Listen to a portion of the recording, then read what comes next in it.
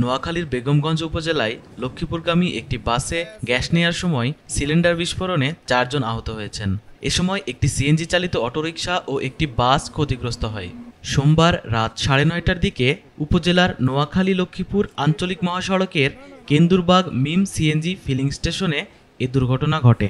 আহতরা হলেন উপজেলার কেন্দুরবাগ বাজার এলাকার সিএনজি চালক মোহাম্মদ রেজু মিয়া, মোহাম্মদ বেচু মিয়া, মোহাম্মদ আরমান ও ফিলিং স্টেশনের কর্মচারী মোহাম্মদ জাবেদ হোসেন।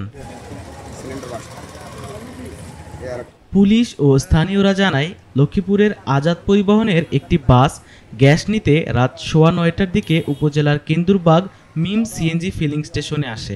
ওই সময় বাসে গ্যাস দেওয়ার সময় হঠাৎ সিলিন্ডার বিস্ফোরিত হয়।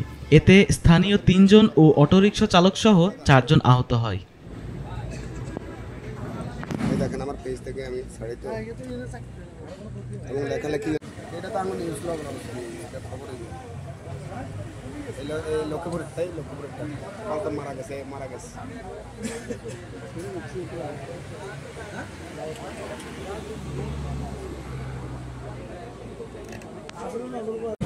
আলোচিত নয়।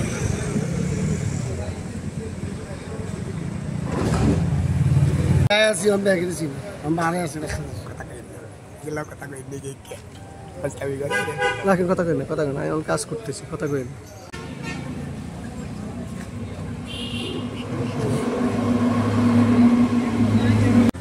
আছি, ভালো আছে রে। কাজটা শেষ করি তো কথা কব। মানে স্পেস হলো না না না ওই আরেকটা নাম নেই এর কি আমরা বক্তব্য আলোর সব বক্তব্য থাকার সামনে